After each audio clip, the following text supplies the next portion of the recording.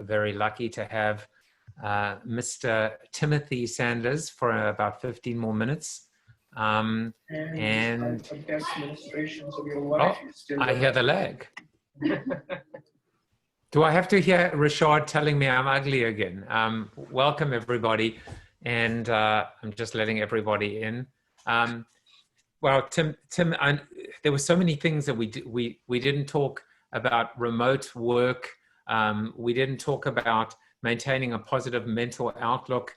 We didn't talk about video presence, but I feel like we kind of discussed them all indirectly anyway.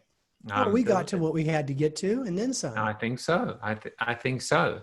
I can see Tom is smiling, so I'm just going to keep quiet and have him take over. What's up, Tom? Nice to see you, man. Hey, good to see you, man. This is the first time I've wanted to hug my computer monitor ever. So great job today. Thank you. I appreciate it.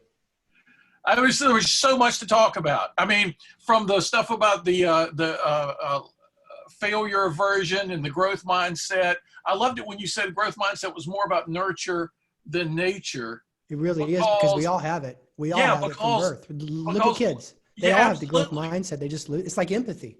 Empathy is not something you learn. Empathy is something you lose. You know what I mean? So. Absolutely. And the connection with nurture, love, of course, is nurture. So, you know, it didn't surprise me at all that you're honing in on that. I took so many notes. I mean, I'm like Joseph. I've got 2 pages of notes from today with drawings and everything. So that's so cool.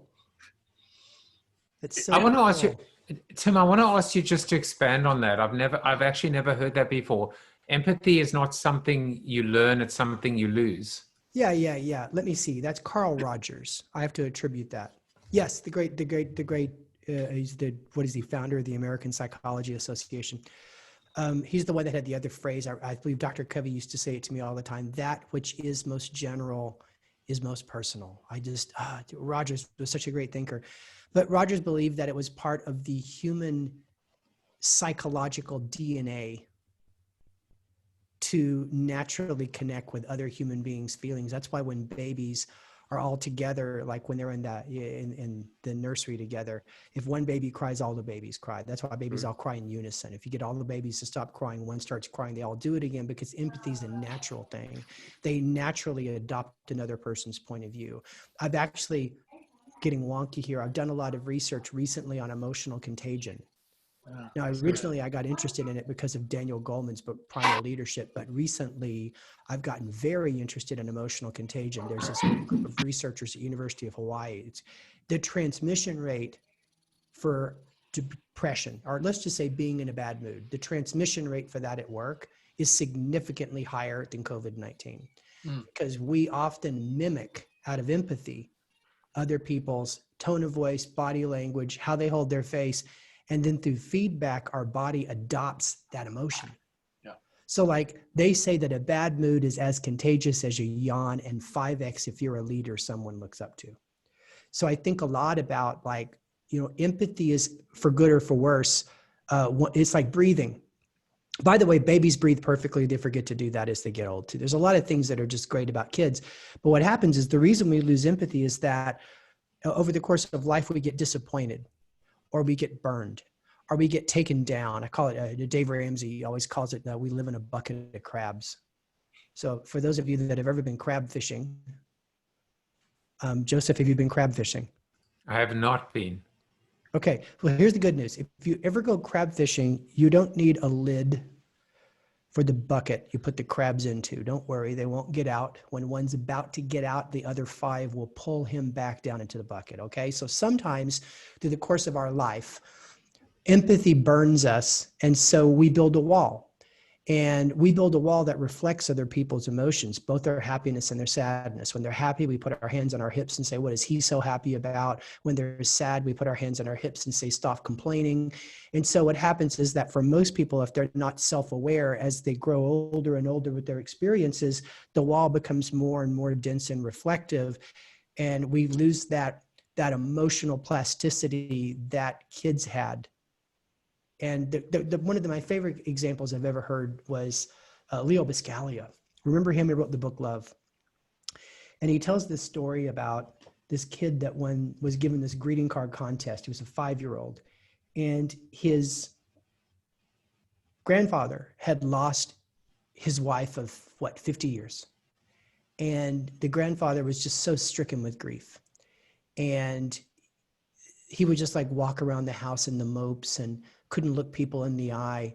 And the mom had observed this 5-year-old kid walking over to the porch one day and sitting on his lap for a few minutes. And for the first time in months, when the kid came back to the house, she could see outside the window that granddad was up and he was smiling and whistling and sweeping, and he just seemed so much better. And so she asked her son, she says, well, what did you say to granddad? And he says, I didn't say anything.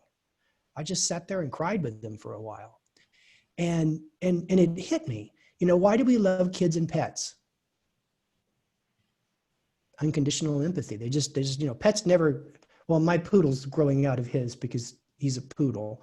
But mostly the reason we love kids and pets is because the ignorance that is required for true empathy. So that's what I mean by we lose it. You get self-aware, you get it back.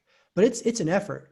That's why we can only show empathy. We can never possess empathy. That's why when somebody says, I know how you feel, they are expressing sympathy, not empathy. When a person says, I can only imagine how you feel, they are trying to show empathy. And I think as adults, all we can do is try.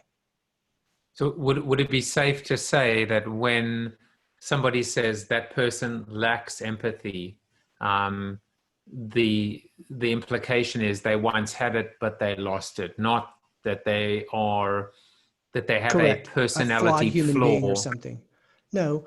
Now, a psychologist would argue with me a bit about psychopaths or sociopaths, but let's just suspend that for a minute. Yeah. The average person where we say he doesn't have empathy, what we really mean is he's really emotionally clumsy and he just doesn't seem to care about it.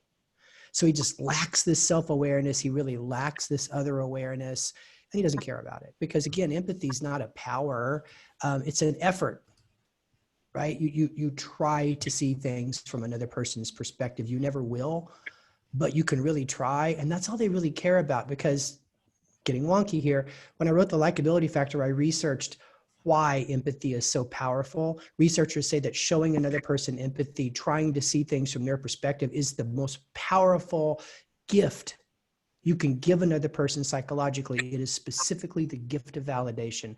Because when you think about so much emotional suffering, it's because we believe no one else understands what we're going through but us.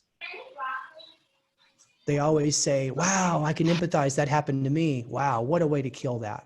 It might have worked in Dead Poets Society, but that's not how empathy works, right? So what people want you to do is to make a real effort to see things from their point of view without judgment. And that really, is the scalpel that removes the pain for so many people, that loneliness they have, that no one else really understands what they're going through. Yeah, I would think guys, I'll add to that. Oh, go ahead. Go ahead, Joseph. No, I was just going to say there are 6 minutes left. So please, if anybody wants to jump in, use this time.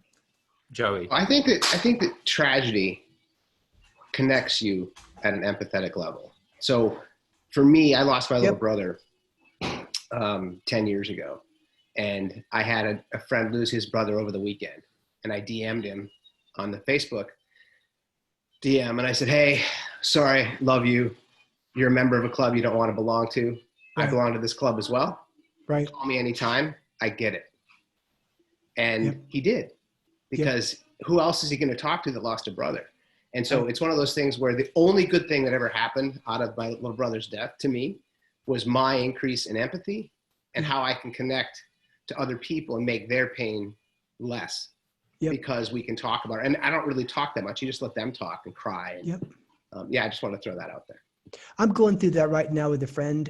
He works with me at Upwork, and I'd done a recent internal meeting, and I'd kind of revealed to them that when I was in college, right after that year I won that championship, my father was murdered, and he didn't raise me. My grandmother raised me. My father was a gay activist in San Francisco, and he just didn't think the lifestyle would suit, raising a kid. So I was going to reunite with him. He was moving from San Francisco to LA. So like 2 weeks before I was to start at Loyola, he was moving down, and he got killed that night, and it changed my life. And I became an alcoholic. I lost like 10 good years. I was a huge bust. in college after that. And I kind of shared that story that you go sideways for a variety of reasons. And so this kid reached out to me and he said, I relate to you because my father just flew to finally hold his grandkid in his private plane, his little Cessna, little prop plane. He flew to Philly from Tampa because he wanted to hold his grandkid, even though COVID, because he wanted to see her, and he died on the way back. His plane crashed. And so I said the same thing, Joey, you said. I said, well, we're members of a club. And so now I have a call with this kid every 2 weeks. And I just listen. I mean, what am I supposed to say? But at least he knows I'm listening without judgment from a place of like real connection with him. And he's going through a lot right now. There was a great spiritual writer around Yale when I was in graduate school, a guy named Henry Nouwen. And he has this book called The Wounded Healer, which I remember reading it in graduate school. And it was about this very thing, about how our own wounds and our sufferings prepare us to serve and help in a really distinctive and needed way. And those people who then need us will find us and we will find them. But it's only after we've had those scars, those wounds in our own lives, that this opens up to us.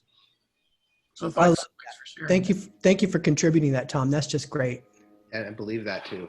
And thank you for sharing that too. But that's heavy, and sorry you went through that. And it's really nice of you to do that for this young man who's, I think that is the silver lining of your own pain, is that you can help others. And what's interesting to me, Joey, too, is that I'd realized that, the reason I hardly ever talk about challenges like that in my life is because oftentimes you force your audience to become your caretaker. Right. So I once, Nick Morgan, my speechwriter, said, like, Tim, why don't you tell them, you had cancer? Why don't you tell them your father was killed? Why don't you tell them whatever, all these terrible, awful things that happened to me, abused as a child, whatever. And I go, no. And I never did, Tom. I never in 700 keynotes talked about any of that stuff from the stage. And let me tell you why. That's cheating. Because that wasn't the topic I talked about. Right. My topic wasn't about resilience or coming back. My topics were, building business relations. But I knew, and I'd see other speakers who do it, when you start sharing that, you turn your audience into your caretaker. And the reason they cry is because they feel so damn bad for you. And you kind of short circuit any resistance to the point you're actually making. And what I learned from Nick is you actually reduce the likelihood that they take your prescriptions around your core topic and follow them. So I kind of stayed focused on it. Makes it kind of harder to win an audience because you got to win them on insights. But I have, upon occasion, like I did internally, reveal personal details because for whatever reason, I thought it was important in the moment. In this case, because I knew so many people that were going sideways in their life because of COVID and everything that they'd lost through grief. And see, what you just showed us, Tim, the speakers who tell those stories manipulatively are very different from what you just did. What you said about networking earlier, there's a guy I know in California who knows more people than anybody I've ever met. And I pointed out that fact to him one day.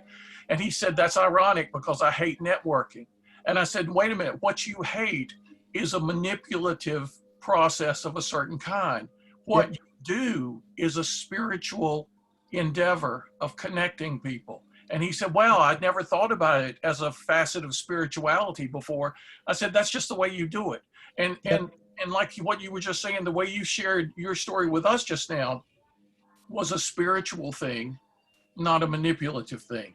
Right. And yeah. And we see that you done wrong, So, I tell Keith all the time, I say, the difference between a super connector and a networker is the networker sees networking as a tool to solve problems of theirs, and they often swap. A super connector takes joy out of connecting people that should meet and getting out of the way, and they'll never take credit for the results. And so the super connectors have so much less friction. They have such much larger networks as a result. Yeah, that's awesome. That's so true. I have a question. Something that I've been struggling with isn't really the right word. Rubik's cubing on the last year is my personal leadership style and my personality, and an awareness through having 2 kids with ADHD that not all people feel the same thing. And I grew up thinking that everyone feels sadness the same way, everyone feels joy the same way, and that is not true. And I learned that one of the key things to be aware of with ADHD is that we feel things more strongly and more intensely. It physically consumes me. Yes. When I hear something sad or I see someone hurting. Yes. I also feel joy, I think, on the top of the mountain too. But my whole family used to joke about, like, I bring home lost puppies. I fix things. How do you draw a line or know what the right balance is of being a warm listener versus a fixer? And how do you maintain a boundary where the drama doesn't discourage you? Because this morning I read, I was actually trying to find it while we were on the call. Somebody posted an article about why do you feel so sad right now? And it's about, like, your sprint level of sprint level capacity for dealing with sequential trauma is just depleted. Shock absorbers, source of depression. Shock absorbers wear thin. Yeah. And I realized, like, my reserves are so low because I don't have as many spiritual connections. I don't have all the things that have given me joy and kind of filled me back up because I'm sitting in my freaking basement. And because, candidly, like, there's just a lot coming at us. It's just been like one thing after another, and all these people they care about, and, like, there's so much, like, hurt. So how do you keep yourself focused and keep your colleagues and the people that you've chosen to care for and to help build up and move forward? How do you keep that emotional part in check, or do you not? It's tough. I mean, there's a lot in this. So the first thing I think about is I listen in the moment and I help on the follow-up. So that's kind of how I think about conversations. So when I have a conversation with a person, I keep saying to myself, Tim, you got to delay gratification. You got to delay gratification. You get so much gratification out of saying, I know a guy, I can help you. I read a book, I can teach you. You just want to do that in the moment. I delay that. I say, in the moment of pain shared with me, I listen. And then I go off and think about it so I can be intentional. And then the next time I talk to them, if I have a prescription, I offer it, but I never offer it in the moment. And that's, Amy, a tough habit to build up, but it's good because sometimes people just want to be heard. That's why, well, you know, when you complain to somebody about something that's really upsetting you and they say, man, you shouldn't feel that way, it just makes you feel worse, right? Because they're judging you, right? Or they prescribe gratitude or some other malarkey. So the first thing is delay gratification. You'd be surprised how many people you talk to on the follow-up that don't have that problem anymore. It just went away because you listened. So that's a big help. The second thing too is I have a budget, and this is not cynical, this is practical. I only have 3 students at a time. We talk for 1 hour every 2 weeks, and I do take emergencies and I bark at them for false emergencies. But that's a budget, and I don't go above that. Mm-hmm. I network 3 people a week that should meet, and sometimes 4, but it's a range. And so I think about that. Compassion, you got time for that. I mean, it's always in the moment, right? It's not like a homework assignment. So what I'd suggest for you is to create a budget that feels right for you. So, 3 hours plus change a week of teaching, and probably that much learning for the next lesson, because I do in between research for my next lesson. This is my I have not shown anybody this. This is my mentorship notebook. So, I take notes on what the student needs to learn, and I study on their behalf before the next encounter. So it's like 3 and 3, 3 and 5, maybe 8 hours a week I spend on mentorship. I can live with that. I have a budget for that. Other things I like to do suffer as a result, like playing music or Madden sports or whatever, watching the Cowboys. But I have an 8-hour budget I can live with, and that's what I can do. And the networking 3 or 4, I figured out a way to systematize that. So that's my other piece of advice to you, is like, work on a budget. And if you still feel overwhelmed, cut back your budget. Thank you. Already helped. Great. All right. Well, listen, I'm going to run because at 12:30, I have an opportunity to talk to a bunch of executives at one of our biggest customers about changing the way they think about solving business problems. So that'll be fun. I'm going to get my head wrapped around that.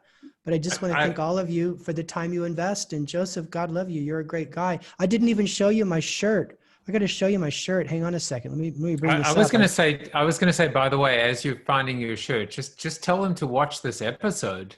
I will. I promoted it across all my stuff. Hey, let me share for a second, bro. Enable sharing. Yeah. Oh yeah. Come on. With all man. the Zoom bombing, going on. Okay. So I bought this shirt a while. I love to wear this one. Yeah. Yeah.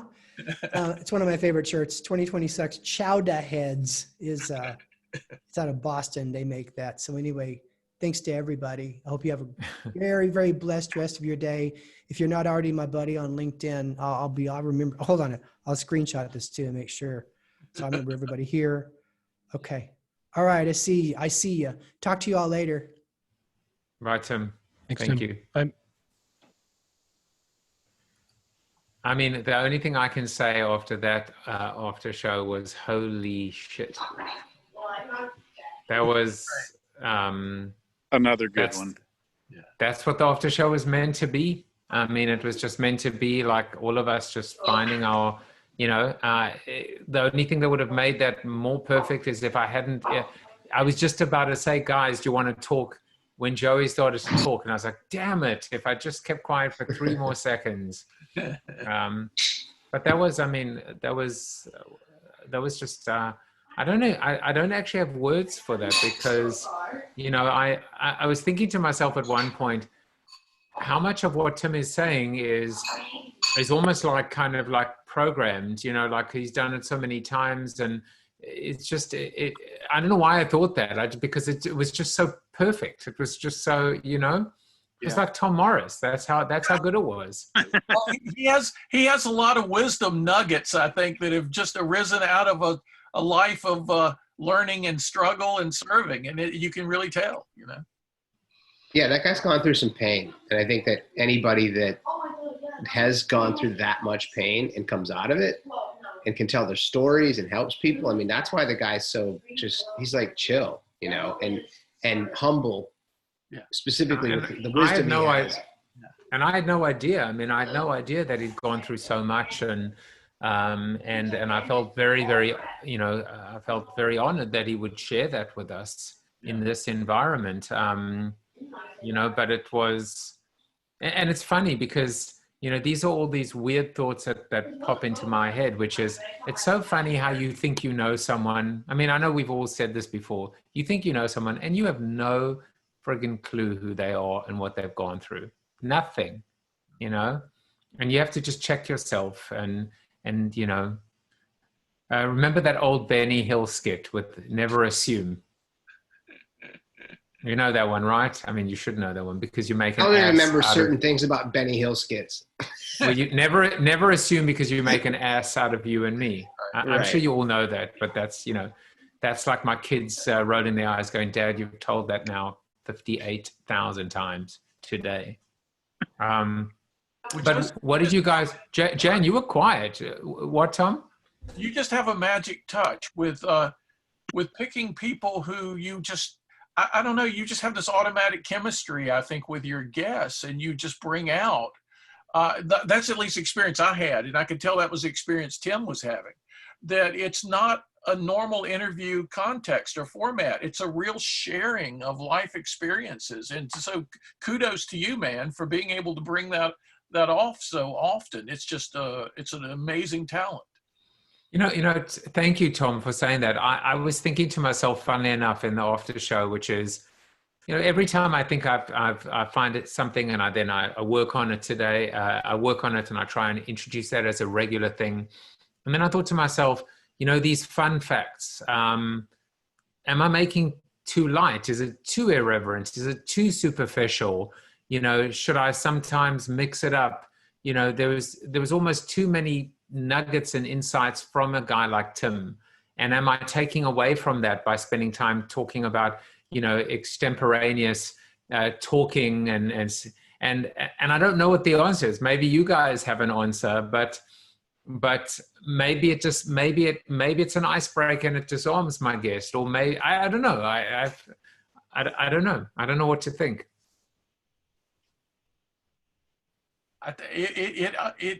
That was a fascinating phase of his interview, really different from everything else.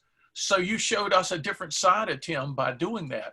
And I think fun facts is like anything else. The Greek philosophers used to say hardly anything is intrinsically good or intrinsically bad. It's how you use it that establishes its value.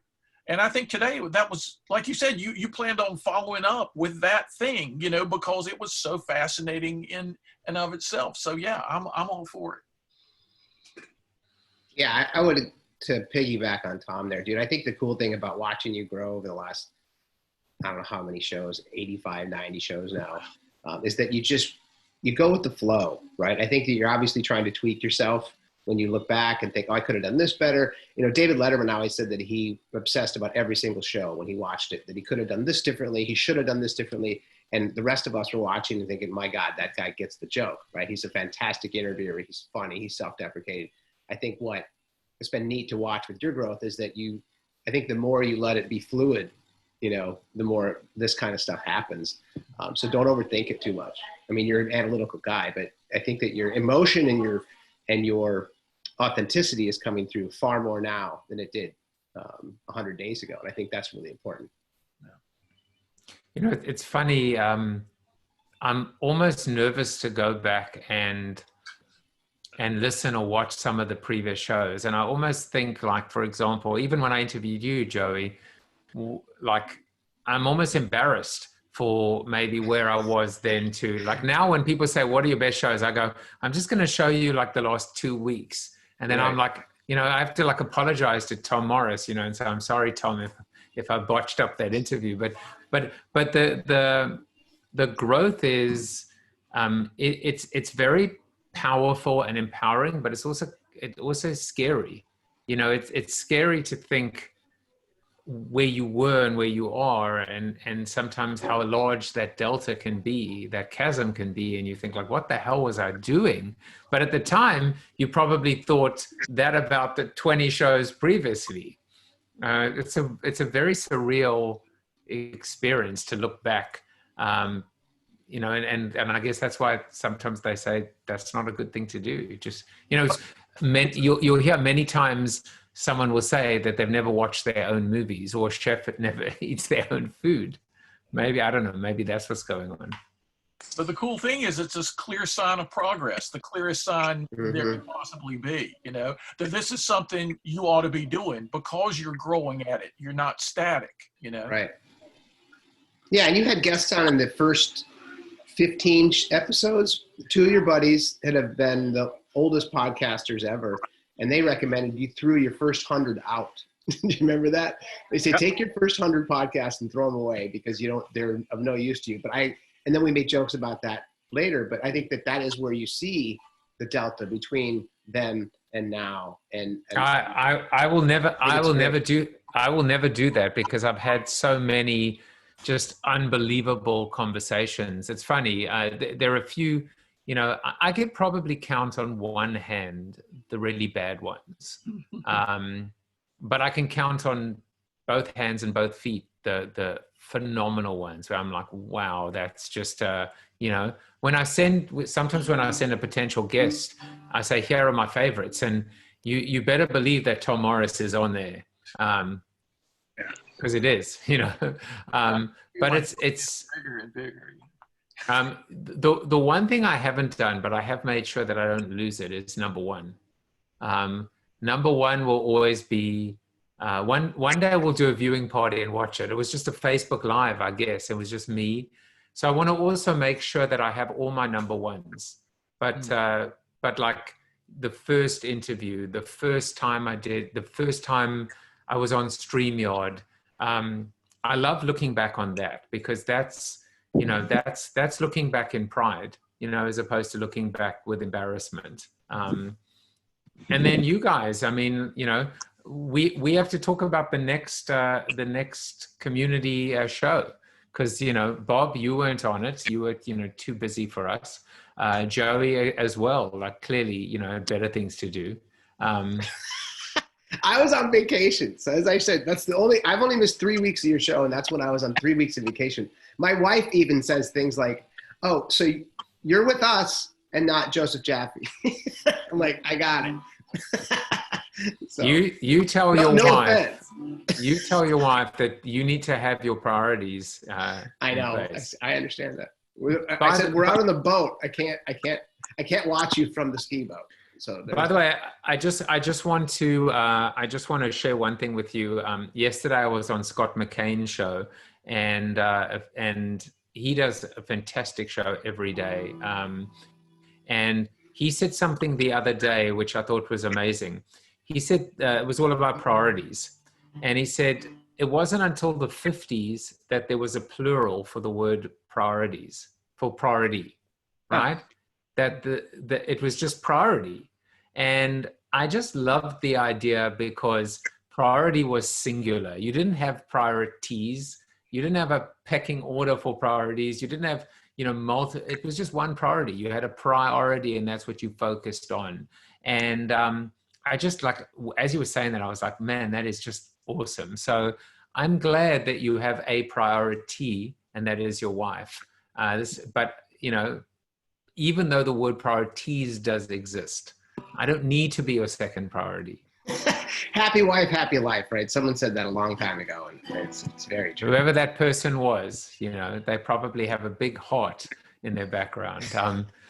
All right, guys. Well, I'll stop the recording on Facebook and just say thank you to you guys. See you tomorrow, and I'll stop. Thanks, the recording boys. here. And Janice. Good to see you guys.